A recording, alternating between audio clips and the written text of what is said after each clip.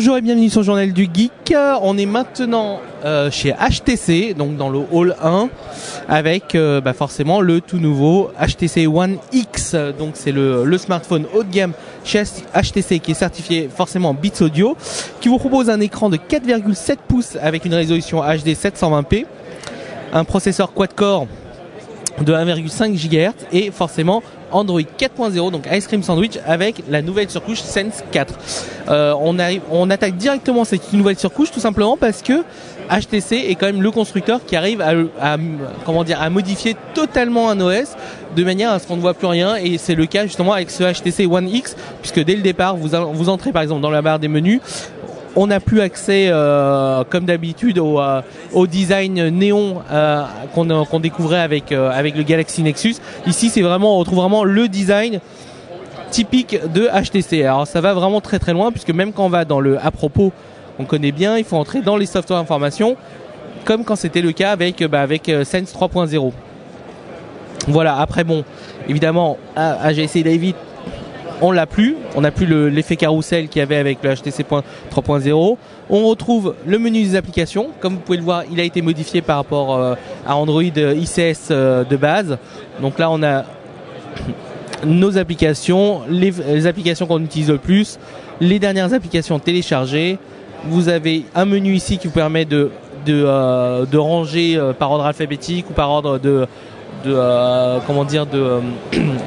d'arriver sur le smartphone, une recherche, l'accès direct au market, bien évidemment. On retrouve aussi les widgets qui ont fait le succès de Sense, à savoir la météo avec l'horloge au-dessus, la gestion des dossiers d'Android 4.0 maintenant. Hop, vous avez juste à les déplacer, ça marche très très bien. Même chose ici. Et pour une application, vous avez juste à entrer, hop, Dropbox, et vous la placez là où vous voulez avec la petite silhouette de l'icône. Voilà. Dans l'ensemble, ça marche plutôt pas mal. Je sais pas si vous voyez là l'effet. C'est pas un effet 3D. C'est vraiment juste le live wallpaper qui tourne en même temps et qui donne cet effet 3D et qu'on n'a pas forcément. Ce n'est pas vraiment de la 3D. Voilà. Au niveau du reste, on retrouve le truc, tout ce qui est classique au niveau des contacts. Et du pavé numérique pour pouvoir composer un appel. Ça change pas grand chose, et il y a forcément des petites subtilités, mais bon, ça va pas changer grand chose sur le choix du smartphone. Voilà.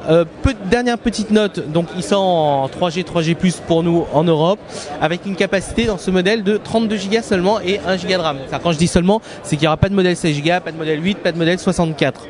Voilà, il est aussi, entre autres avec accéléromètre, gyroscope, etc. Il est aussi NFC, il est Bluetooth 4.0 et il est Wi-Fi, forcément BGN, compatible DNLA, avec un port, toujours le port micro USB pour pouvoir recharger, synchroniser. C'est un port micro USB MHL, donc qui servira aussi de sortie HDMI. Donc évidemment, on aurait préféré une vraie sortie HDMI comme on a l'habitude de voir chez Sony Ericsson par exemple, mais bon, on va falloir se contenter de ça. On finit sur quand même la communication que HTC utilise autour de ce smartphone, qui est justement le nouveau capteur photo. Évidemment, on ne pourra pas vous montrer ce que fait le capteur photo ici, mais c'est un capteur photo BSI, donc BSI pour Backside Illuminated, donc rétroéclairé. On l'a découvert avec l'iPhone 4 et les fameux Exmor Air de chez Sony Ericsson, chez Sony maintenant, donc qui sont des capteurs rétroéclairés qui permettent d'avoir de meilleures conditions en termes de basse luminosité. On notera aussi la présence d'un flash LED et surtout d'une optique qui ouvre à 28 mm, donc c'est un grand angle, et avec une ouverture de 2, donc très très lumineux, donc une optique lumineuse couplée à un capteur rétroéclairé, effectivement ça permet quand même d'avoir je pense des performances assez bluffantes en termes de basse luminosité qu'on espère tester très très rapidement. Voilà, je crois qu'après c'est assez classique, puisque on a une caméra visio de 1,3 mégapixels, l'enregistrement de vidéo en Full HD 1080, etc. Donc là-dessus, et le son forcément Beats Audio. On aime ou on n'aime pas, ça c'est une autre histoire et on le connaît déjà.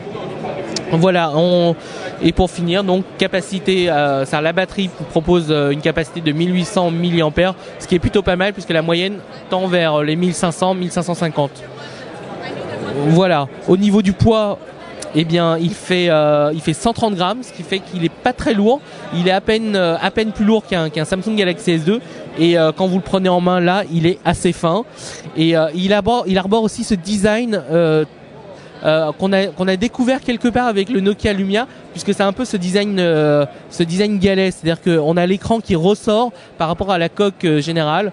Bon, après c'est une question de goût toujours, mais nous de notre côté on aime beaucoup et la finition est excellente, c'est-à-dire que les matériaux soft touch, rien ne bouge et tout, donc c'est pas mal du tout.